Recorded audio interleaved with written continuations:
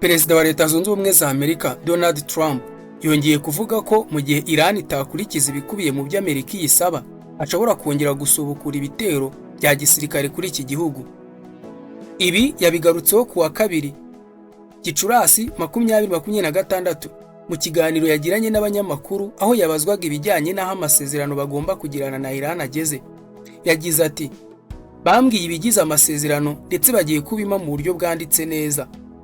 Ubwo bamubazaga niba ashobora kongera kugaba ibitero kuri Iran, yasubije ko igihe icyo ari cyo cyose iki gihugu kitakomeza kwitwara neza kigakora ibintu bidakwiye bashobora kongera kubisubukura nta kabuza. Yagize ati, ntabwo nshaka kubivugaho. Icyo nshatse kuvuga ni uko ntashobora kubibwira umunyamakuru. Gusa igihe bashobora kwitwara nabi bagakora ikintu kibi, ibyo birashoboka cyane ko twakongera kubatera nta kabuza. Ku rundi ruhande, umuyobozi wo muri Iran yavuze ko igihugu cye cyemeye ko kizongera kwemerera ko ubwato butwara ibikomoka kuri peteroli bwongera gukoresha umuhora wa Hormuz, ndetse na Amerika igahagarika kwigabaho ibitero. Ariko nanone avuga ko ingingo zijyanye no guhagarika gukora intwaro za nucleaire zaganirwaho nyuma. Gusa ibyo Trump yabitewe utwatsi. Wibuke neza ko iyi ariyo mpamvu nyamukuru Trump avuga ko yatumye atera iki gihugu cya Iran, ni ukuyibuza gukora intwaro za nucleaire. Abinyujije ku mbuga nkoranyambaga, Donald Trump yavuze ko badashobora kwemera ibyo Iran iri gusaba muri aya masezerano kubera ko iki gihugu kitari cyishyura ikiguzi cyose cy'ibyo cyakoze.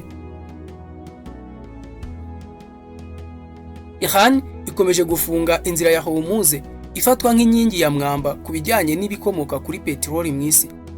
Igiciro cy'akagunguru k'ibikomoka kuri peteroli cyazamutseho 7%, kirenga 126 y'amadolari.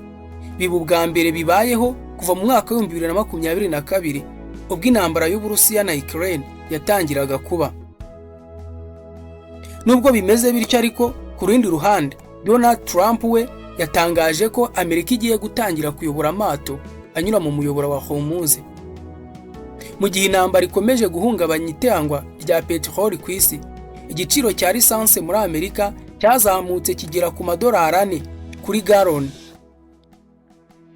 Umuyoboro wa Hormuz, Strait of Hormuz, Perezida wa Leta Zunze Ubumwe za Amerika Donald Trump yatangaje ko guhera ku wa mbere Amerika izatangira kuyobora amato yayo anyura muri uwo muyoboro.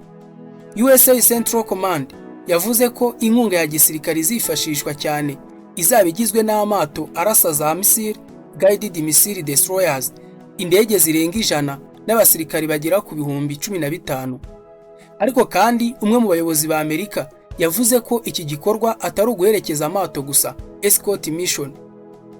Umuyobozi ukomeye muri Iran, Ibrahim Aziz, yaburiye ko iyi gahunda ari ukurenga ku masezerano yo guhagarika imirwano. Ikigo cy'Ubwongereza gishinzwe gukurikirana ibikorwa ku nyanja, UK Maritime Trade Operations Center, cyatangaje ko ubwato bwatewe n'ibintu bitaramenyekana mu muyoboro wa Hormuz. Abari muri ubwo bwato bose bavuzweho ko bameze neza, bakiri bazima. Trump yavuze ko intumwa ze zirimo kugirana ibiganiro byiza cyane na Iran.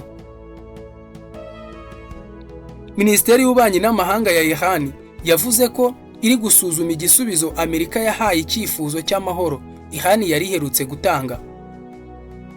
Igiciro cya essence muri Amerika cyazamutse kigera ku $4.45 kuri gallon, kikaba kiyongereyeho hafi 50% ugereranyije n'igihe intambara yatangiraga.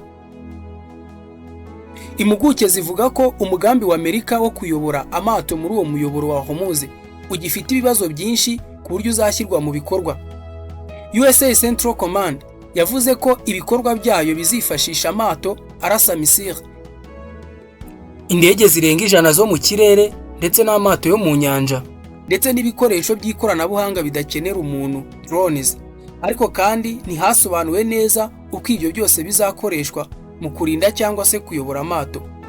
Impuguke Jennifer Parker, wahoze ari umusirikare wo mu ngabo zirwanira mu mazi za Australia kandi akaba akorana na Rowe Institute, yavuze ko Amerika ishobora kongera ibikorwa byayo mu nyanja ndetse no mu kirere hejuru y'uwo muyoboro kugira ngo itume amato y'ubucuruzi yumva atekanye. Yaravuze ati, birasa n'igikorwa kigamije guhindura uko ibintu bimeze muri uwo muyoboro aho kuba kurinda ubwato bumwe cyangwa se bubiri. Yongeyeho ko hashobora koherezwa amato make y'Amerika muri uwo muyoboro, hamwe n'indege zizajya zigenzura hejuru zishobora no guhagarika cyangwa se gusenya ubwato buto bwashaka kugaba ibitero ku mato y'ubucuruzi. Ikigo UK Maritime Trade Operations Center cyongeye gutangaza ko ubwato bwatewe n'ibisasu bitazwi neza ku cyumweru. Ikarita yabo yagaragaje ko ubwo bwato bwari hafi y'igice cyo mu majyaruguru igice cya Musandam muri Oman. Ibi byabaye mbere y'itangazo rya Trump ry'uko Amerika igiye gutangira kuyobora amato muri uwo muyoboro. Iki kigo cyavuze ko abakozi bose bameze neza, nta ngaruka ku bidukikije zabaye, iperereza riracyakomeje. Cyasabye kandi amato yose kunyura muri ako gace yitonze cyane. Ese iby'iyi ntambara urabona bizarangira bite? Hari ibyiringiro by'uko iyi ntambara ishobora kurangira vuba, cyangwa ni ukwicara tugategereza nk'abategereje kugaruka k'Umukiza? Naha dushyiriye akadomo. Nibyagenze bite today wumva? Ndagushimiye. Kora subscribe niba ari ubwa mbere ugeze ku iyi channel.